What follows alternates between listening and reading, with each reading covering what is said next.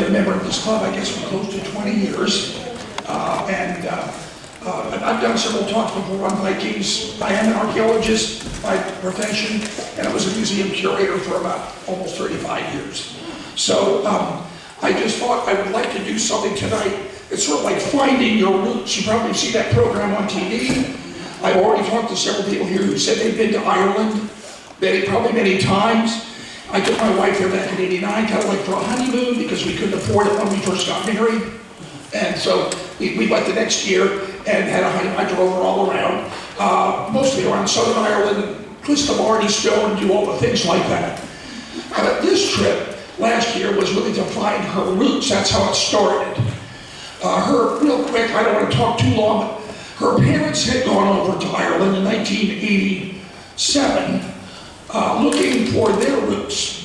And at that time, it was really, really difficult to get, because you didn't have the internet, and you had to know your parish as part of the district of the diocese of, they were in the diocese of Dublin, but then you had to find your parish in that, which there could be, I think they said 1,600 parishes. So, and if your name was Kavanaugh, which it was, it would be like finding Smith or Jones or something like that. So they said you don't have much chance, is what they told them at the place where they were searching in downtown Dublin. So what happened is, as a result of having the internet and getting on My Ancestry, and then we also did her DNA on My Ancestry and on My Heritage, we found out that, yes, she was mostly Irish, and some German and some Norman, and then we found out she was 4% Norwegian on there. It was listed on her ancestry too. So we thought, while we're over there, let's see if we can find out where you come from. Let's, like all of us, do that for our own lineage from Norway or wherever we come from. And just real quick, I'm going to go on to Dublin. We found out that, now it's kind of hard to see up here, but I'll just use this. I think I can see Dublin. Do I have my glasses on? Yeah, Dublin's right here, and then Waterford, and then over here is Limerick. Kind of hard to see on this. Give me 1 second. But she came from just south of Dublin in a place called Avoca, which is about an hour and a half south in the Wicklow Mountains. And we found her family farm, and then we found her family church, and then I found 32 of her relatives in the cemetery, believe it or not. All her relatives. Unfortunately, we weren't able to find any live ones yet. We're still looking. We may find some cousins next time. And but it was wonderful at least to go in and see the church where her family had been since 1803. That's when that church was built. And I was able to take her family back 5 generations in Ireland anyway. So that was helpful to go 5 generations. And then to find out that she had also some from the Normandy, northern France, and of course she had German background too. But that's kind of why we went. And but that brings us really to Dublin. Again, let me just say, as an archaeologist, I have to say I never dug in Ireland. I didn't do any digging in Dublin. I'm just analyzing this for you because I have done talks from everything from Lanso Meadows in Newfoundland when I did my senior thesis to Vikings all over Iceland, Europe, Norway, Sweden, Denmark.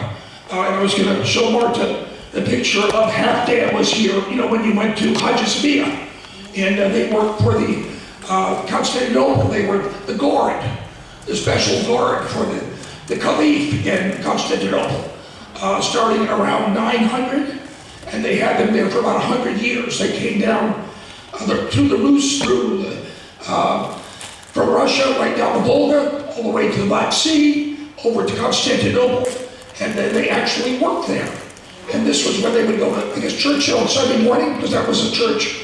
And there were actually, the last time I was there were 2 inscriptions, one on each side of the church in Constantinople, and all done in runes, by the way, too. I should have said there were rune inscriptions.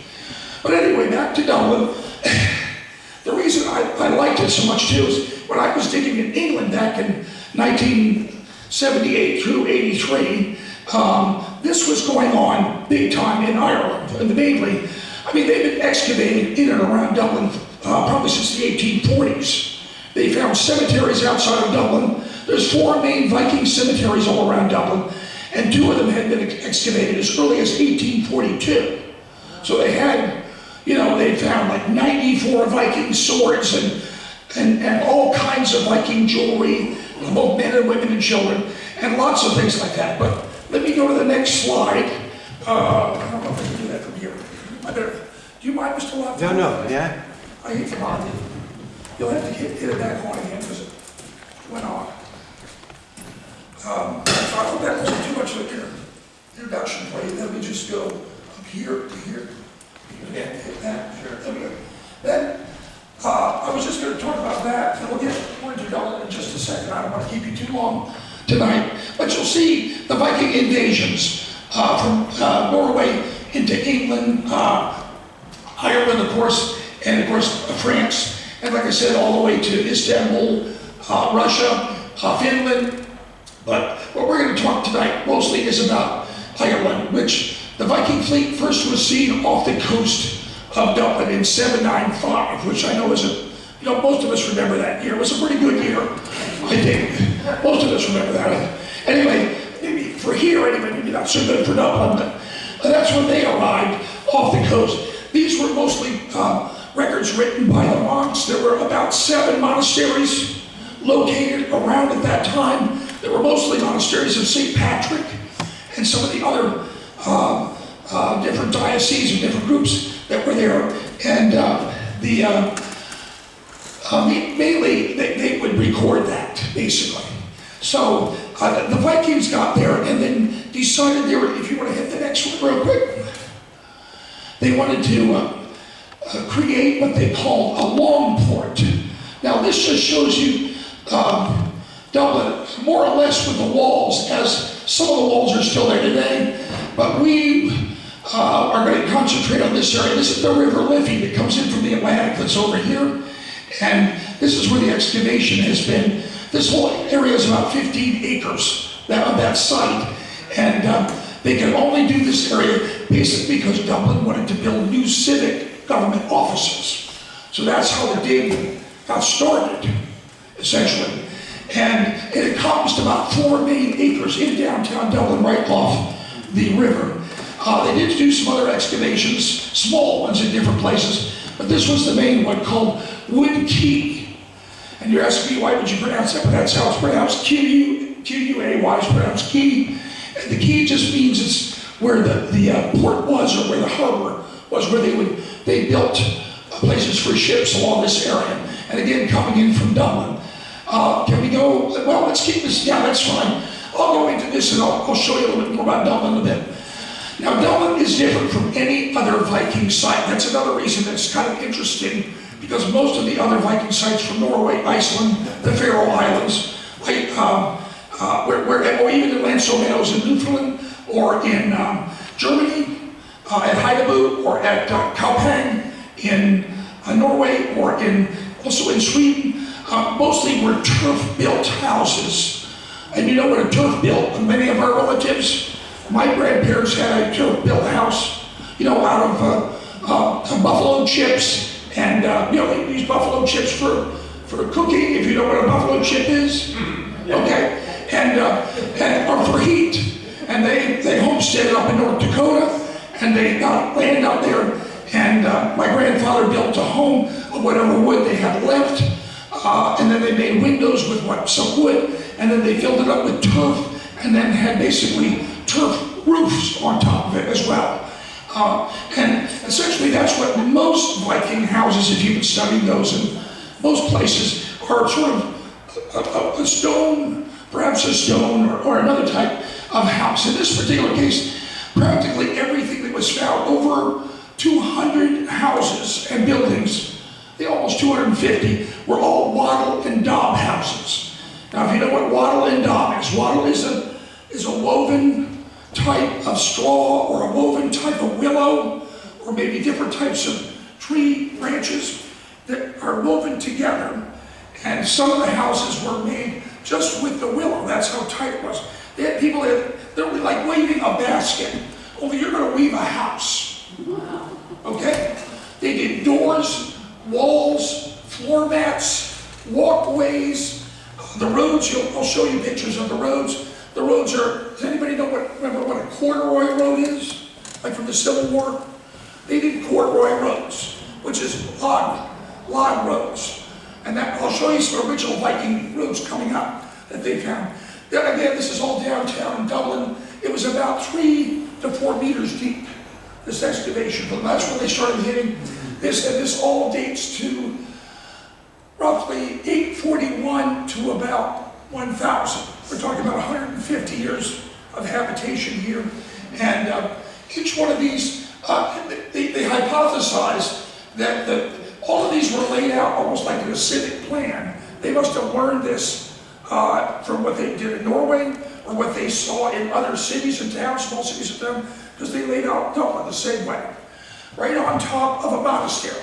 Now, nobody's ever found the monastic site underneath exactly where it was, because all of this was covering it for the most part for after they got there. But you'll see the roadways, the formats, and of course thatch roofs. So they had thatchers going all the time. Do you want to go to the next one?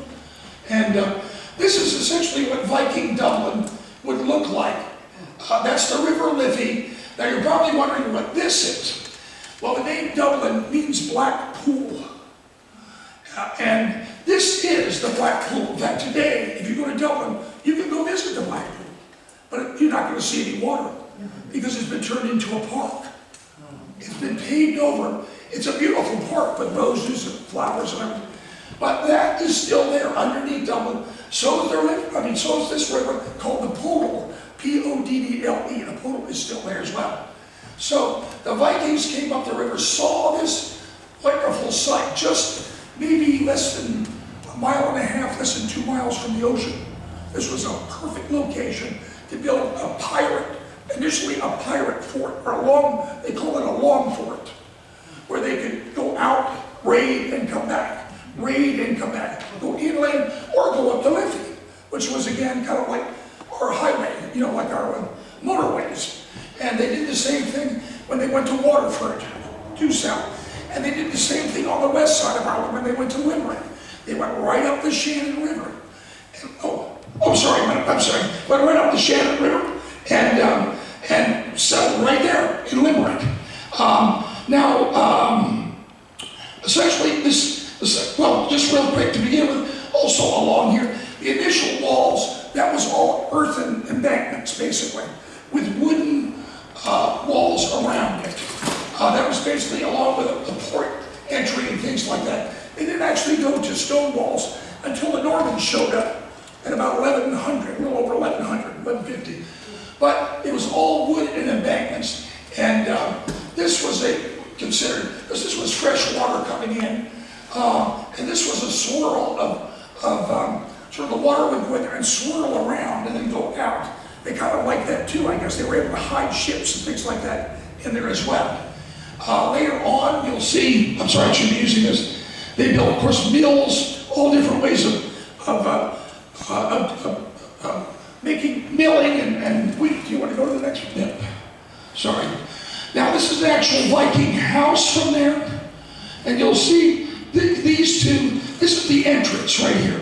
It's a long, rectangular house, basically, with 2 sides. This is that outer wall of wattle. This would be, I'll show you the Viking beds coming up, because you can see their beds as well. But this is where you would either store food or you would put wattle on top of that. You made a mattress of wattle, and then you slept on it with your, like right here, with your nice Norwegian reindeer, or your Irish reindeer if you can catch one, or whatever you want to do. That's how you would sleep on it. And then in the center, this is actually a cooking pit. And if you want to go to the next one, this is another one. Now this case, okay, give me 1 second. Yeah, this also is another long one with the sides here, and that's a cook pit there. And I'll also find that back here on that house, which the entrance goes this way, with people sleeping on each side and taking care of keeping their goods on the sides. Each one of these, by the way, had a latrine. Or a privy, whatever you want to call it. And can anyone here give me an idea what they used for toilet paper? What we found for toilet paper there, what they found for toilet paper. Moss. They used to to bring carts of moss into town and sell it. And you use moss. They found large quantities of moss around the privies. They knew that's what they were using as toilet paper. So, and I had never seen it before. I've done privies in England too, but I've never seen this kind of preservation.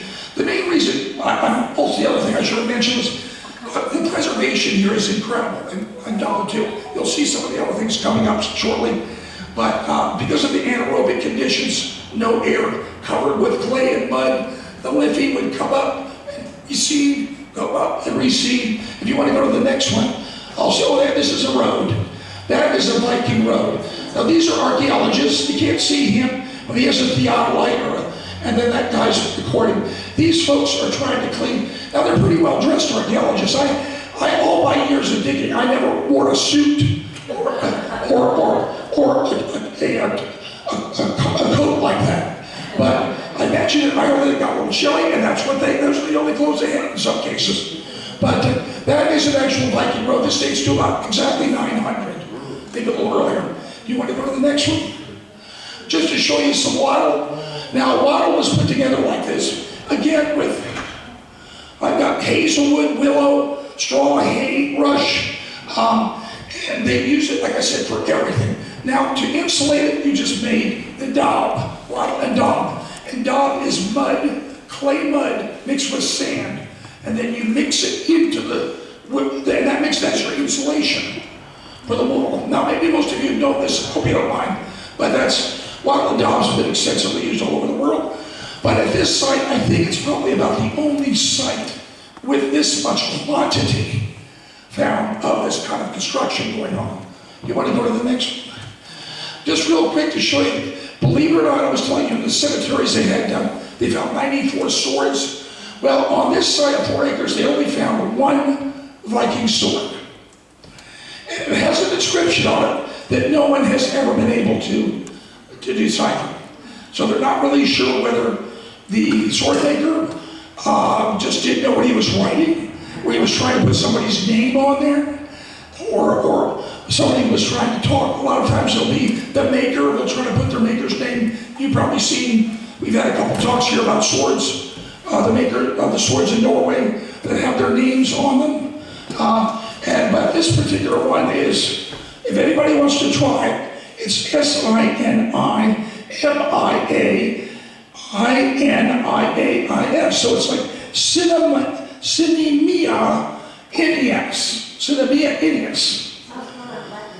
And they've been, I don't know, maybe so.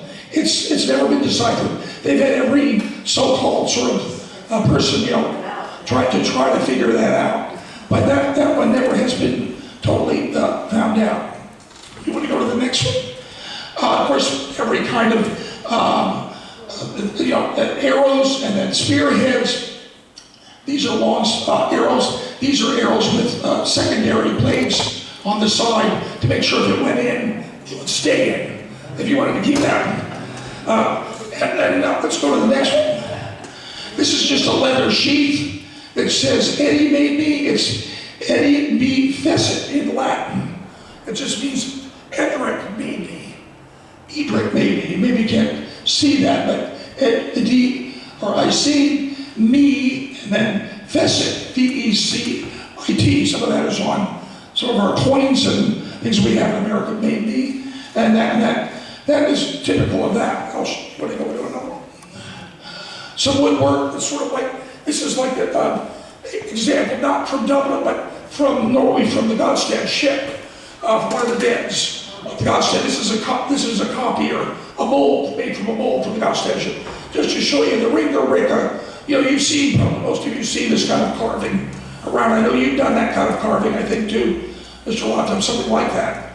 And these are actually 2 chair backs that were found, and they would have been joined together with secret dowels. They call them secret, or what do they call them? Dowels you can't see. It would be put together with dowels. You want to go to the next one? And then we have, I think we'll go to the next one. Another ringa style. Pretty much everything I'm talking about tonight also is pre-1000. So if we take all of you and we go back 40 generations in your family, you may have, maybe Mr. Heim, I know, has Irish background. Several other people have Irish background. Go back 40 generations, basically. You average 4 to 5 every century, something like that. Sometimes a little bit less or more, depending on, I mean, my dad was, when he was born, I think his mother was 46 or something. His dad was 60. Those Norwegians like to keep going, They like to keep going. And so you never know, they have their kids for a while, some of them did. My uncle, Wendell, he came back from the Marine Corps in the Pacific and married at 42, and then had 6 boys all in a section. So, but the next one. Anyway, just to show you another, this is like a video that would probably be on a crook, like a shepherd's crook, or it could have been on a chair, or another piece of furniture, or it could be a whip handle. It could be a whip on the end of that. But just to show you the firing of some of the things you're going to see, if you ever go there, go ahead. And shoes. They found 254 pairs of shoes. And most of these were all made for the individual, both adult and child shoes. And a lot of these shoes, in association with some of the burials, they didn't have a lot of burials in town, but a lot of the burials that they found were early burials. Most of the later burials that come in after the English come moving in are out of town. And again, Christian burials, usually by one of the churches or in another designated cemetery. They're not Viking anymore. But there were burials in town. People evidently buried some of their family members in the backyard, as it were, wherever it was convenient. They maybe wanted to have somebody close. But a lot of these shoes, and most of these, I'm not sure if it was the climate, because they could go there with just a wattle and daub. They didn't have to have the heavy turf or the cold, maybe it was a bit warmer around 1000 AD. And most of these shoes were all what we call the Army low quarter shoes. There were a few booties like that, but the majority of them were low quarter. That's another fact that you don't see at any other Viking sites. The Viking shoe is usually like a bootie, like that. The Vikings had, we use 12 inches for a foot. Many of you anybody ever researched the Viking foot? What a Viking foot is? A Viking foot is usually about 9 inches. Sometimes we found it to be about 10 inches, but it's definitely not 12 inches. They had a different type of measurement for different things. Most of these shoes ended up being, for adults, about what we might consider size 6 as an average, because of course they were a bit smaller than we were in most of their bone structure. And these shoes, they found that they had a great deal of individualism for them. In other words, if you had foot problems, you could have a shoe made for you that helped you with bunions, that helped you with your gait. They had extra soles sewed on. They had different things. They found these shoes with all kinds of specialized attachments, holes drilled into different areas. Now maybe the wearer did that, I don't know. But again, it was something that you don't usually think about when you think about the Vikings. But anyway, let's carry on. I'm just trying to humanize it a little bit so that you understand. This was it's about 900, 920. This is actually a satchel and with a very pronounced cross on it. Now, as you know, Christianity came to Ireland with St. Patrick in the 5th century, and it was monastically, they basically covered the whole island. Well, the Vikings didn't really like it at first, but slowly, after they initially came 795, they settled about 831. Then the Irish sort of pushed some of them out for a while, maybe about 30 years. Not all of them left him. Then they came back again, roaring back. Again, the Vikings came back again about 900, full-fledged, moving in everywhere. And the cross became a symbol you might walk around with to show someone that you were Christian. And so that's why, go ahead. At least that's the understanding of this. Lots of fabrics, again, with anaerobic conditions you don't really think about. You might think Yes, you could save the leather, you could save a lot of other things, metals, maybe other things, but there's a lot more of this to come.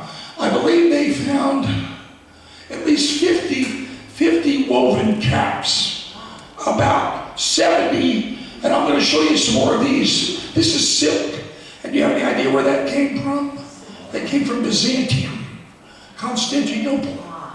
It came from the east, somewhere maybe Egypt, what is now Turkey, Greece. All this trade was going on all over the place. But you don't really think about it as a silk. Also, this is wool. This is brocade. If you want to go to the next one. Now, these are just simple things I wanted to show. I know a lot of people like weaving here. These are weaving tablets. We saw those when they were here doing the weaving show, about a year ago? Remember they had a tablet? The cloth goes through these 4 holes, and you can weave. It goes up and down in your lap. I mean, it's one of the most primitive forms of weaving known in the world. It goes back probably 3,000 or 4,000 years, maybe more, probably. But they were doing it at home. Weaving at home. They had sheep. They had all sorts of animals. And again, most of them were living in the house or next door to you, just like they were probably in our relative's house when they moved from Norway here. You never know. But also, this is a carding, for carding wool. These just show you thread. This is actually a piece of something, I don't know if you're familiar with Samian ware. Samian ware is like the fine china of Rome. It's a red ware. It's shiny. It was considered sort of like something that maybe the Caesars would eat off of, but everybody else wanted it too. I found it all over the place, all over England, and they found it here. And here someone used it as a spool for threads. And this is a spool, and that's a spool. So I wanted to show you some of these things. Now these are head scarves from women. I told you they found a lot of these. This one and this one is silk, this one is wool. And again, these also have gold thread in them. So they also came and made it all the way to Ireland too. And this one probably either was made locally or maybe it was imported from England or something. Not really sure. Now today, if any of you have ever seen the Irish, the Irish woman from 100 years ago, that was like immigrating to America with the head cover and the scarf coming down around her head. And in Ireland, today it's called a brat, a B-R-A-T. It's still called that today. Well, these are considered brats in a way. That's what they think, because the Irish women, just about every, I'm not going to get big into burials, but I mean, just about every burial had a lady, if this was preserved, they had that. They had the Norwegian brooches that had, they're called turtleback brooches, if you're familiar with those. They're oval, and they look like turtles. Every single grave had those. And then they would also have typical other women's types of jewelry of one kind or another. Most of the women had shifts on, a shift with like shoulder straps. And then you had an overdress on that. No, you didn't have underwear unless you had a lot of money. Most people didn't have that. Men would just have trousers or trews and a shirt on top. And whatever else they were going to have on top of them. But if you want to go to the next one, again, silver, we all know that. The Vikings loved silver, and they found enormous amounts of it. The craftsmen in Dublin were absolutely incredible. They found hundreds and hundreds of bars and different scrap silver, and each in different locations for craftsmen all around the city. So we're talking about maybe like 850, 890 through 1,000, and even a little bit after that. So you found someone doing silver. Then you found, if you want to go to the next one, you found somebody doing amber. Over 3,000 pieces of amber were found in that little area, mostly in a big heap inside a house. And we obviously think that was a craftsman of amber. They loved amber too. I don't know if any of you have amber. You know what amber is. But this is just to give you a little taste of it here tonight. Another thing was combs. They found in another house tons of antler, bone, all sorts of things that they made, everything. Lots of combs and comb covers, because you didn't want your comb bristles to break. So they even made little cover holders to put your comb in. You're probably saying to yourself, that couldn't be Viking. That doesn't sound, you thought they were bloodthirsty people going, let's go attack another monastery, let's go attack another monastery. Well, by this time, Dublin was turning into a real craft center for the whole island. If you want to go on, saws, I just thought you'd like to see this, Mr. Loftheim. They found several saws, but this one's sort of shaped like a Viking ship. You probably want to get one of those for your next project. So that, again, ironwork, blacksmithing, ironwork was big. Let's see, we'll go on. Just to show you some spoons, this is a lock that you may have seen. It almost looks like a Roman lock, but it's a Viking lock with a key in it still. These are Viking keys for whenever you were going to lock up, whether you were going to lock up a box, maybe, or they called it a casket, a small box casket, or a large trunk, or your houses. These are strike-a-lights. I don't know if you know what strike-a-lights is. When you are going to make a fire, you use that to make a fire. I'm sure you might even sell those at Fort Monroe gift shop. Like a flint and steel. Yeah. Well, like a flint and steel. Right, it is, like a flint and steel.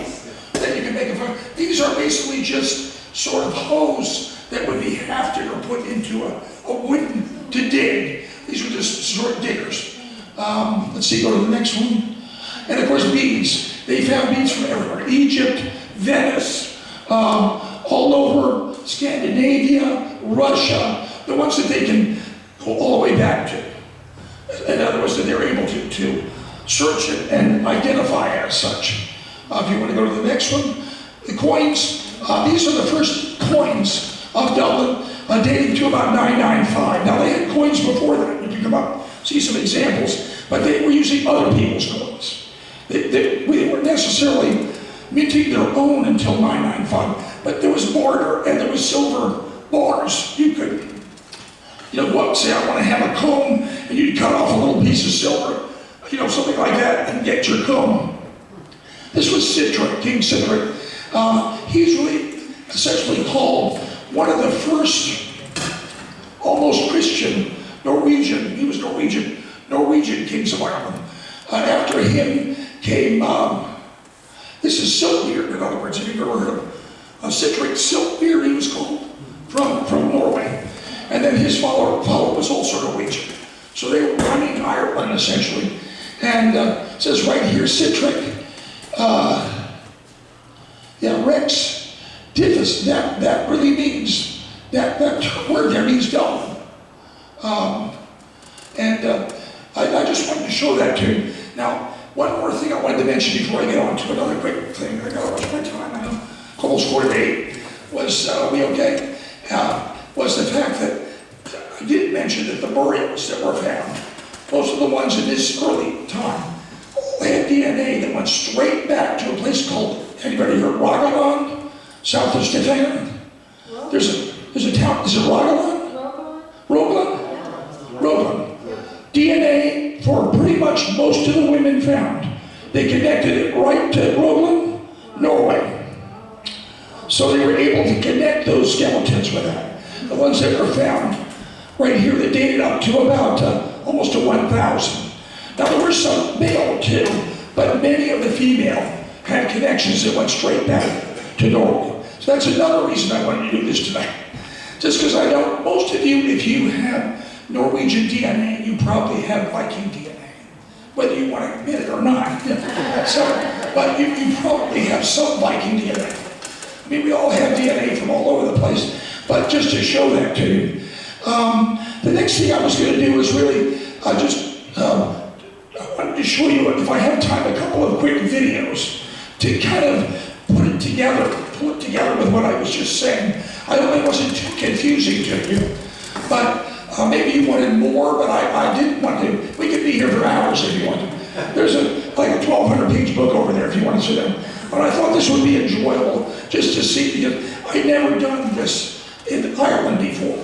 And like I said, England, Wales, the Vikings were everywhere. They raided, came back from Paris. I guess the Nordstrom just came back from Paris. They raided Paris in 840. They sacked it, burned it to the ground. right down the same. So they were all down in the Bordeaux region. I guess they grabbed the line, I don't know. They were all over, they were all over. But what we enjoyed about it, of course, too, Bill, just quickly before I put that on, we did the sites, of course, you probably have been there. We went to the Guinness Storehouse, which I recommend. You don't have to love Guinness to do that. They have non-alcoholic beer in Guinness. They have regular drinks, and it's just a fun thing to go see it. And then go up on the roof and sit there and have a snack and a drink. And you can see all of Dublin, all the way around the building. It's all glassed in, and all the glass is etched what you're looking at while you're sitting there. So that's kind of fun. Of course, we went to river dance. I know all of you have done that. I know many of you folks, I think, used to participate in river dance, didn't you? Back in the 90s? I don't know. I'm sure some. I used to dance in front of the TV when it was on. I know that. But I'm sure you guys did too. But it was the 25th anniversary, so we went back to see that.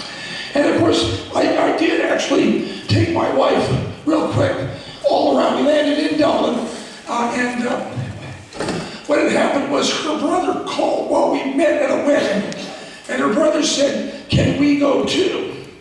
So I picked them up, and then I drove all four of us around Ireland. But we went to Drogheda to see Newgrange. I'm an archaeologist, so I like to go to things like people always ask me, why do you do that? Well, I drive them to Newgrange, which is the oldest building in Ireland, just north of Dublin. It's about a half-an-hour drive. It dates to before the pyramids. And yes, you can go in. If you buy a tour beforehand, they'll take you inside, and turn the light out in the middle of the day and show you where the spot hits the floor. Just like they do it at Stonehenge. But they do that there. And it's really interesting because, like I said, it is considered the oldest building. It's the size of, like 5 football fields. That's how big. It's a huge tombs. And then it's surrounded by 300. This is what I do with my wife. I take her to cemeteries. So 390 tombs around. Then I dragged her all over Ireland looking at megalithic cemeteries, if you know what that is. Prehistoric cemetery.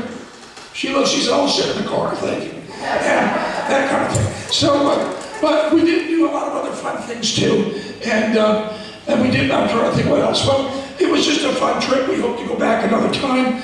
But I think the best part though was when we got down and got to her church, found the church, and it turned out that someone came early and opened it up. And so we got to go all through her church to see that. We go back next time. We're not Catholic, but we're going to go back and have a nice mass there. We think that would be nice to do.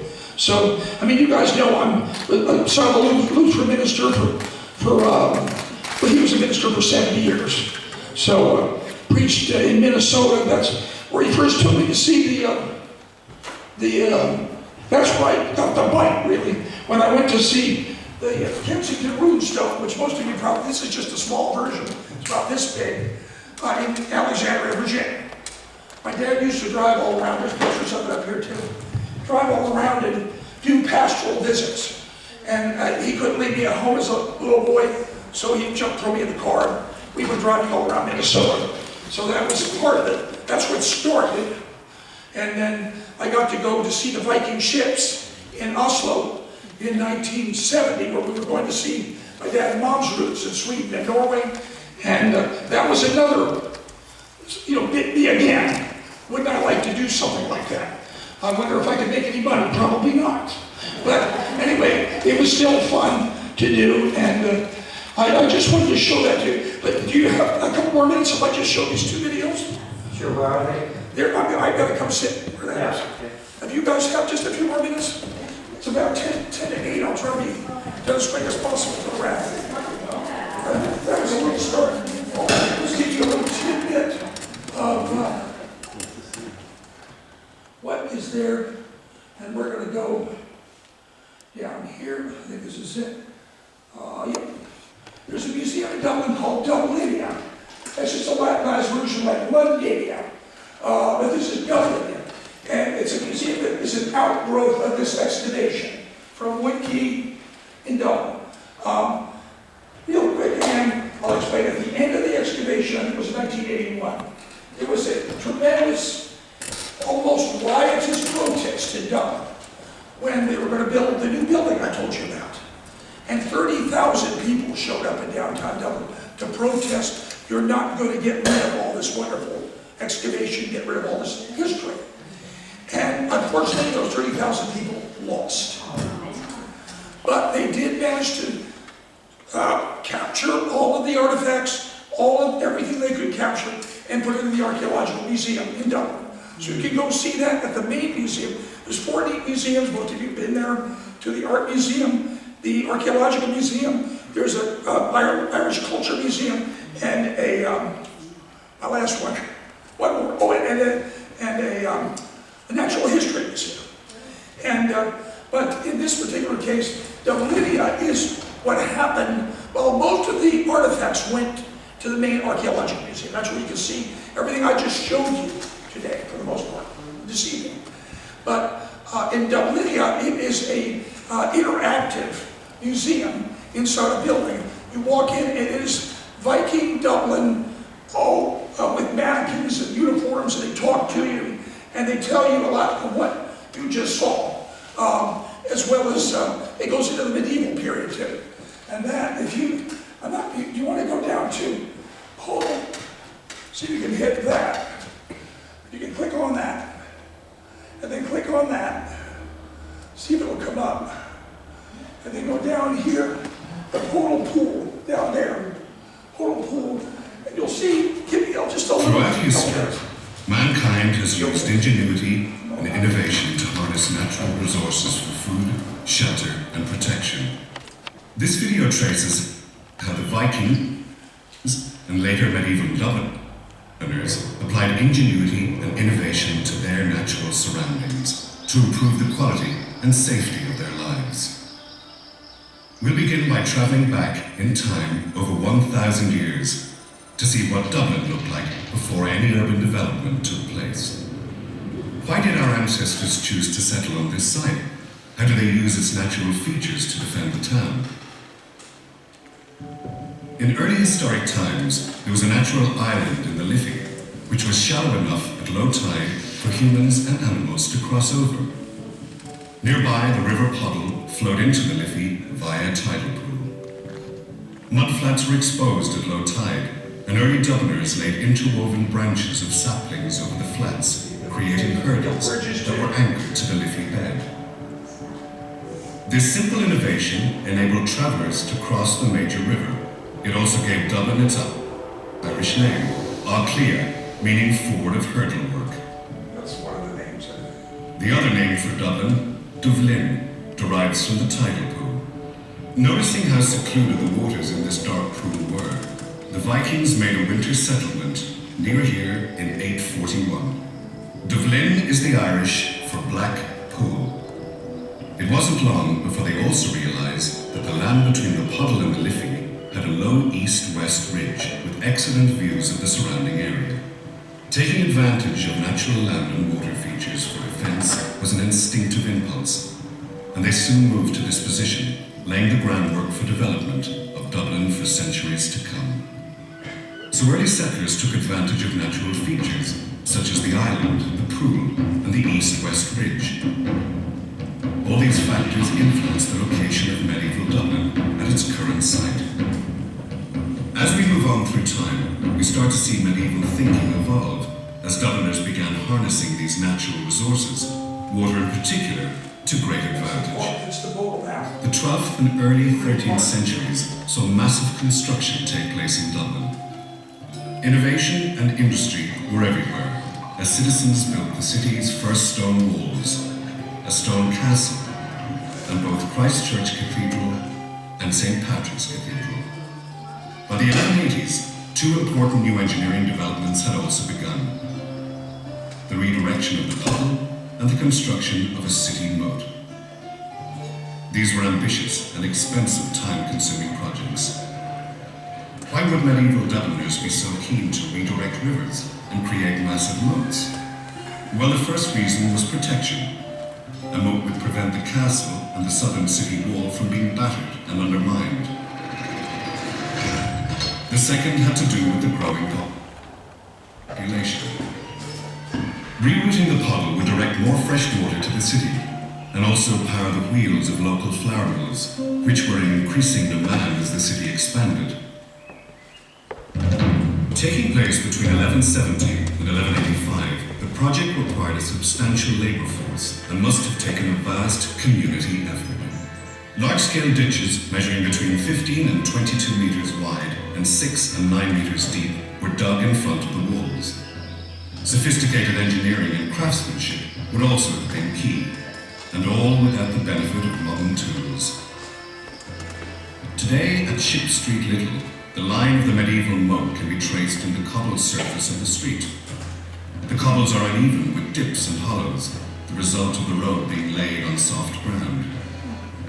Interestingly, the ditch on the south side of the city, the stretch from Newgate to St. Nicholas Street, was actually a dry ditch. A defensive feature known as a berm, a narrow killing ground between ditch and wall, was probably located here. Fresh drinking water was a key concern for the city as its population grew. Monks of St. Thomas's Abbey and city officials designed an aqueduct, a combination of open drain and covered pipe, along which water flowed naturally downhill, from Balrothery to the centre of the city. The calculations required to design such a pipe would be impressive in our own time, never mind nearly 800 years ago. To the southeast, the city engineers brought further innovative ideas. Here a dam was built to maintain the depth of water against the castle and city walls. Interestingly, it's from this dam that modern Dame Street gets its name. All this, aqueducts, pipes, dams, illustrates how Dubliners harness the natural power of their surroundings for their own ends. And nowhere was this clearer than in their use of another cutting-edge technology of the time, water mills. The use of vertical mills dated back to Roman times. Their wooden gears turned grindstones on a horizontal plane, grinding grain to make flour. This feat of engineering was a tremendous boost to local life, and by the Middle Ages, mills were increasingly common. Indeed, the technology is so basic and yet so clever, many mills were still in use up until recent times. Today we can trace Dublin's medieval water mills by following the course of the redirected river. In this map, drawn by John Speed in 1610, we see many mill sites around the city, including 2 on the north side of the dam before the puddle went into the Liffey. Indeed, by tracing images of the moat, aqueduct, water mills, and cisterns across the city, we can see how central water was to life in medieval Dublin. Over time, Dubliners made many more changes to the puddle. In the 18th century, it was converted to facilitate further growth, and today it still flows under the city, passing into the Liffey at Wellington Quay. Today, most Dubliners don't realize there's a world of history flowing underneath their feet. Yet the changing course of the puddle is testament not only to the changing face of Dublin, but also to the innovation and ingenuity of our medieval ancestors. Thank you. I mean, I want to see another one that I was just going to mention too, that you could go on the Dublinia site, just type Dublin and an IA, and you can see that interactive map that was up there, and you can hit all of those videos if you're more interested in more, to see more. Lastly, I was going to say, it wasn't all, wonderful there. They had, they discovered mass quantities of people that had terrible dysentery, they had plague. It wasn't all roses, like I probably told you the way it was before you leave here. But the Vikings made it through. And lastly, though, I just want to mention one thing I actually kind of forgot to mention before, and that was Viking Hall. We've already heard, that Viking Hall was built here in 1907. But these are the folks that built it. This is from Welcome to Norge. That was done by the lady that you've all probably seen this book before. I think it's been sold at our place too. I don't we sell it there. But I just wanted to read this to you if nobody has seen this lately. They bought these 2 lots that you're sitting at right now for $5. Both of these lots. This building was built, I don't know if anybody has told you this, but it cost no money except the names. Everything in this building was gifted and was given and donated to build this building. And what these guys call themselves, they call themselves the Vikings. I just thought I'd bring that up. That's what they call themselves. And they said, we want a dance hall, like our parents had in Norway. I don't know if you've heard that before. We've all heard that this was built as such, but that's what they had said. I just thought I'd mention that, another Viking story for something that's underfoot of you or under your feet tonight. Anyway, thank you so much. If you have any questions,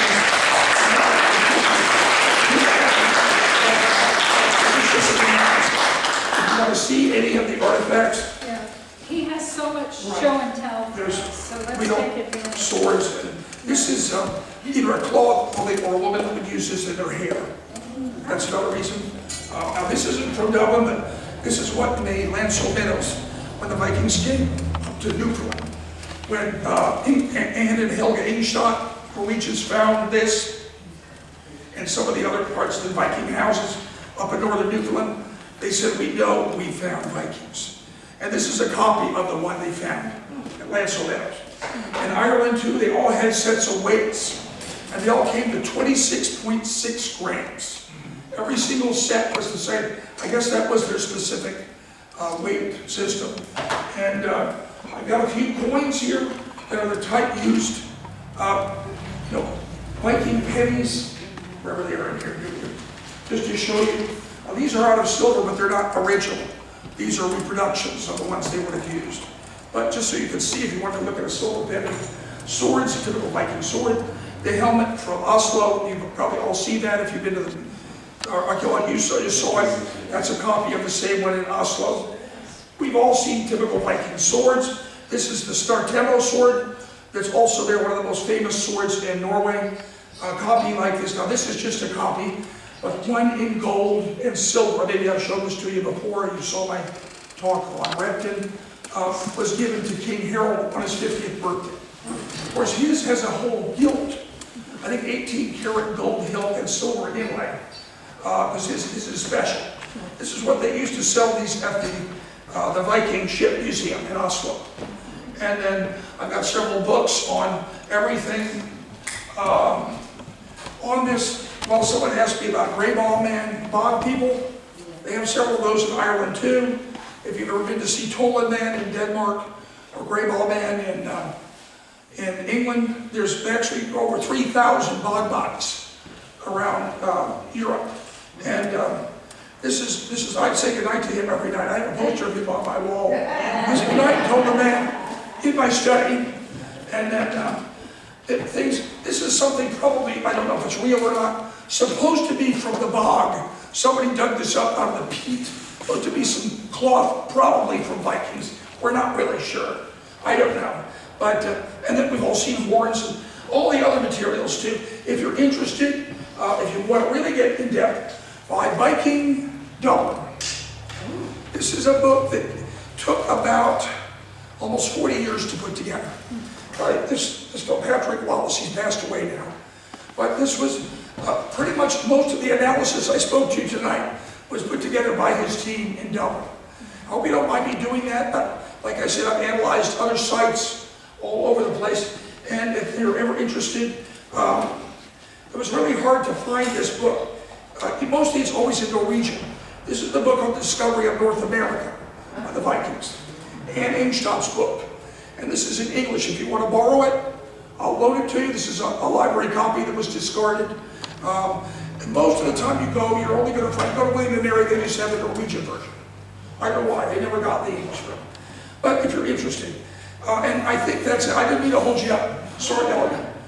Carry on, but thanks for your attention. I hope I didn't bore you to death.